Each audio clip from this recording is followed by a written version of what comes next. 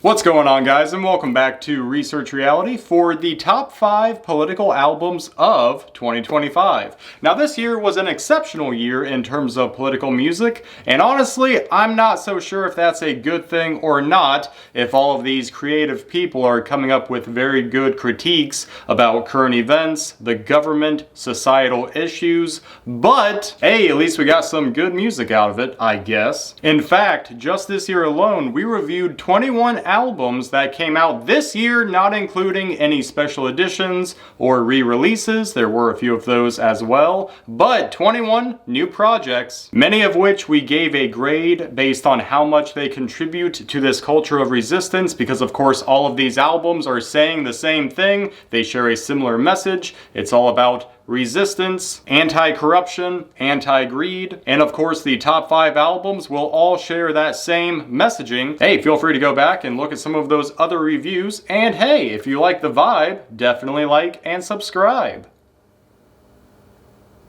Cool, thanks. So there were, in fact, a lot of quality albums that released this year, but this video will only cover the top 5 in terms of their contribution to the culture of resistance, but there are a lot of notable mentions that I wanted to throw out there. For instance, the long-awaited album from Propagandhi, At Peace, kicked quite a bit of ass. I listened to this quite a bit, both around its release and also just kind of recently. Another excellent album would be the Fishbone album, titled Stockholm Syndrome, and the song Last Call in America. Ooh, that is excellent. And Dropkick Murphys seem to have a pretty good year overall, especially with their album For the People, which is just layered with pro-labor, pro-worker anthems. And Hayley Williams had a really cool moment where she performed her song True Believer on Jimmy Fallon. And of course there's other albums as well, Testament, Chevelle, Thrice, all putting out quality projects, but not quite good enough to make it to the top 5. But for that, I'll meet you over at camera 2.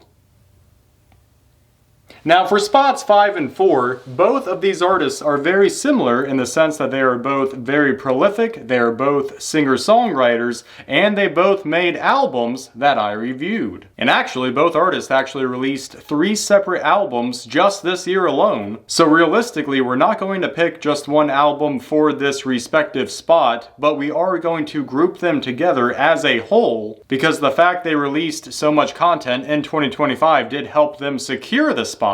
So we're just going to group them together. But anyways, number 5, we're starting off with Billy Simons Jr. Again, singer-songwriter, very prolific. We recently reviewed his album, The Gospel of Weapons. And this album, much like his other albums he released this year, they do a great job of breaking down current events, like his song titled Soybeans, which breaks down the issue with US farmers, Argentina, China, tariffs. He also has a hilarious song titled Acetaminophen, which pokes a lot of fun at Trump's press conference trying to link Tylenol to autism with our boy RFK Jr. Hashtag never forget. And there's of course other great songs as well on this album that talk about the media, the 24-hour news cycle, MAGA, and just this weird dynamic that we find ourselves in. Whenever a tragedy unfolds, people just rush to make a claim about whoever perpetrated the crime, trying to claim that it's the other side of the political aisle that's causing all the issues, while seemingly ignoring their own. And my top recommended song from this album would be Oh the Irony. I just think it's a very good sort of culmination of everything that Billy Simons has done. And if anything, it's just a really good introduction into his music in general. But I would also recommend the song Acetaminophen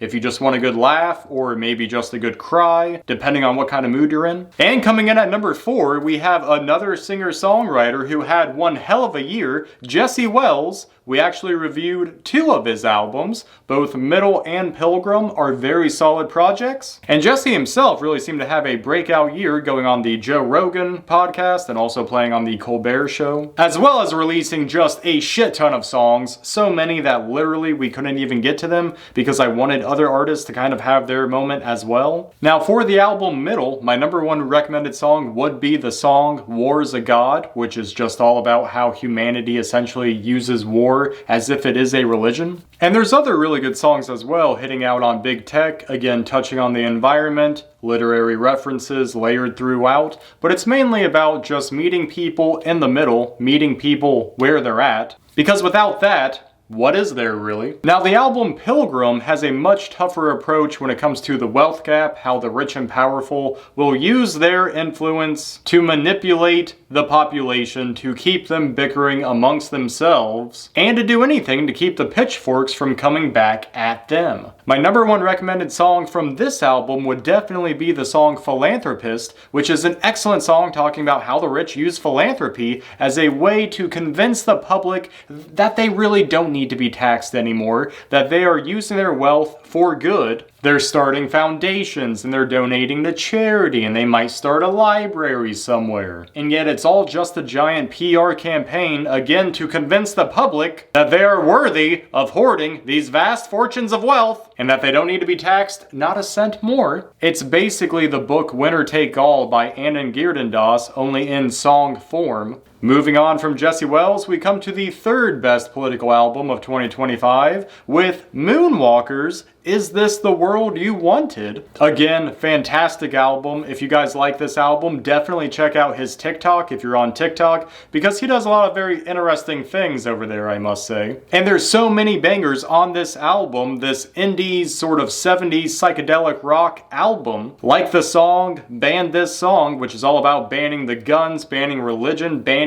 free thinking, banning resistance, banning education, banning things that you don't understand, and overall keeping the people divided again so that they don't focus their attention too much at the top. And the song is told from the perspective of the 1% essentially, so that's an even more interesting take. There's also the song Monopoly Money, which is also quite excellent. It's about how the average person was promised the American dream, how you could go to college, you could get a good career, you could save up for retirement and do all this shit. However, people go to college, they're now shackled with debt, they're trying to enter a labor market that's either being outsourced or overtaken by AI, and then you have the prospects of buying a house, which there are none because the market is so tight, everything is so inflated, not to even mention inflation, rising grocery prices, goods and services costing more, versus the people with the monopoly money, the people that are running the monopolies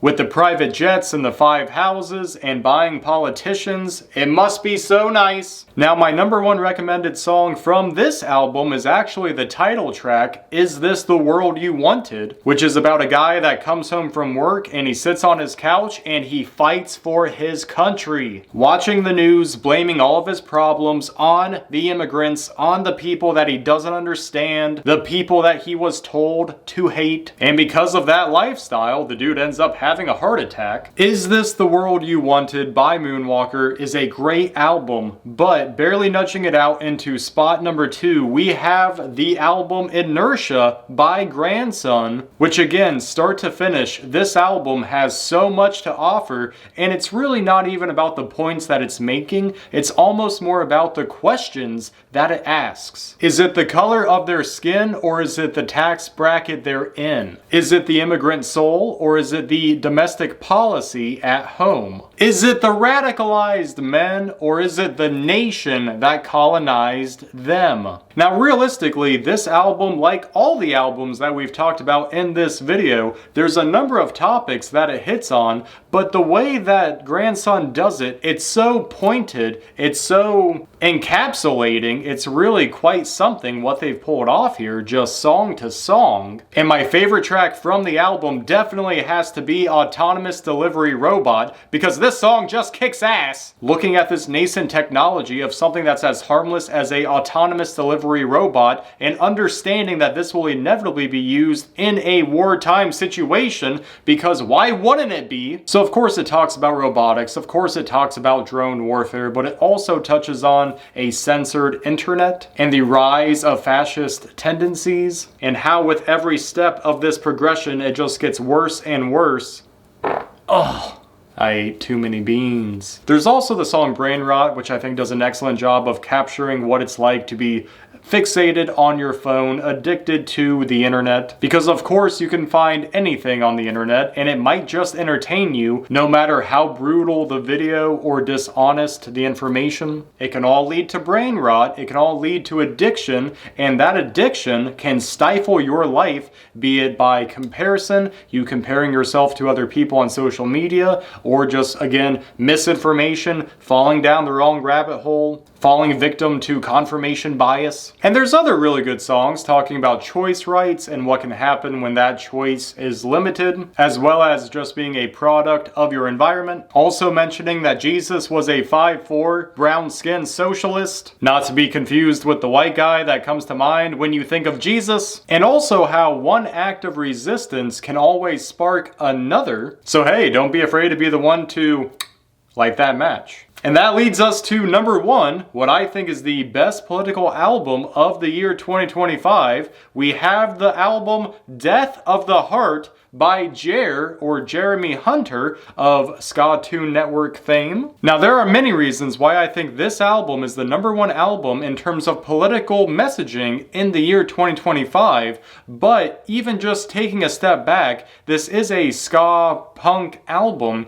However, with that being said, there are so many elements of so many other genres on this album. It's a very dynamic album in of itself. On one track, you might get some hard rock / metal vibes with some distorted guitars and some guttural screams. On other tracks, you might get some more slower paced tunes along with some upbeat music. And so realistically, it encompasses so many genres that are found on the wall. And like any good movie or album, it takes a few listens to really pick up on all the narrative pieces that are just kind of zooming by with every passing song. And really, Death of the Heart is equally introspective as much as it is about examining the external world. Even the first track is about not being able to sleep, because how can anyone sleep when fascists are being praised or climate change continues to deteriorate and there's this narrowing window of opportunity to fix these issues? I feel like we've all been there once or twice, or 12. And that theme is repeated throughout the album, just being riddled with anxiety because of the bodies you're watching pile up on the screen, or just the commodification of human life, human existence, or these large-scale conflicts that you often feel powerless to do anything about, juxtaposed with a different theme from the album that actually stems from a quote from James Baldwin, which is also where we get the title of the album from, Death of the Heart. But what does that mean exactly, the death of the heart? Well, as James Baldwin puts it, and then Jer later clarifies throughout several songs, it's the loss of empathy, it's the loss of community, it's the loss of agency, and it's the stifling of self-actualization. All of which correlates into apathy, and apathy leads to moral apathy, which then leads us to become moral monsters. And that doesn't happen overnight, of course, it's a very slow progression. So realistically, this album's about 2 different things on 2 different levels. On one level, you have the individual and how they cope living in this society, living amongst all the greed and all of the corruption, and how they handle it on a personal level. And on the other level, you have things like all that greed, all of the private profits, the fossil fuel companies, the tech companies, and how that leads to terrible things like fascist takeovers, war crimes, genocides, corrupted politicians, the hoarding of wealth at the top. But the album is called Death of the Heart, so you have heart, you have compassion, but what is the limit of that compassion? What happens when you become so numb that you can't give a fuck anymore, and you do in fact turn to apathy? And one of the reasons why people might be apathetic is that they think it won't affect them, they think that they won't be the ones on the chopping block until they are. So again, they might turn a blind eye to the atrocities happening to their neighbor, to other people in their country, to people around the world, again because they think it won't turn back on them. So if you don't speak out when people lose their humanity, when they're being taken away, you're not only allowing it to happen, but it will still affect you in some way. But this album doesn't just go around naming problems, it also offers a playbook and how to solve some of these problems. The track Log Off, like I said in my review, is about a lot more than just logging off the computer, going outside and touching grass. It's about abandoning your vices, your comforts, and the counterfeit communities that deny you any real growth. Logging out of your preconceived notions, your predetermined habits, daring to try something new, and leaving behind the perspectives curated for you by the algorithm and obtaining a more grounded perspective from the real world. It even hits on generational trauma and the value of good parenting, or even the devastating effects of what happens when you have a neglectful or even absent parent, and how all those traumas and experiences might end up making you numb, and then how can you even look at the world if you can't even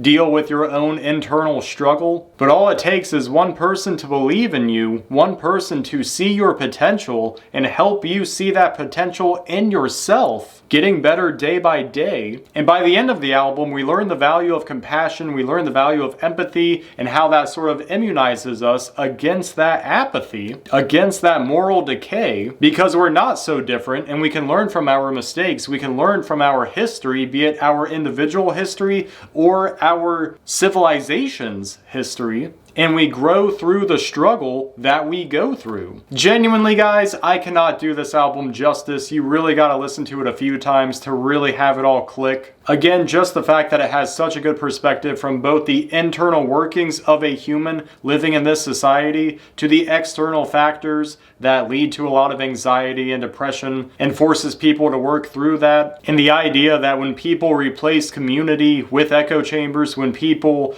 basically turn a blind eye to greed and let the planet be destroyed, let their governments and their societies be overtaken, all for the private profits of a few, while the masses often get shut out, while they can't even afford a basic lifestyle. And yet there's mechanisms in place to ensure that they keep bickering amongst themselves instead of actually fighting the problem. I don't know, again, this album is so good, it's very dense, and shout out to Jer and his band for again putting out such an incredible album. Definitely check out Death of the Heart if you want to feel something, because there is a lot of emotion on this album, be it anger, be it love, be it empathy, be it compassion. I'm just gonna start rambling off a bunch of words that start not making sense because I am, I guess, done with this video. So anyways, guys, that concludes the video of my top 5 political albums and or top 5 political artists of the year 2025. If you guys think I missed anyone, definitely let me know in the comments down below. Let me know what you guys thought of this list. Do you agree with this list? Have you heard these albums? What did you think about them? Again, let me know in the comments down below. And I guess that'll do it for the year 2025. So until the next video, guys, stay well, stay safe, stay informed,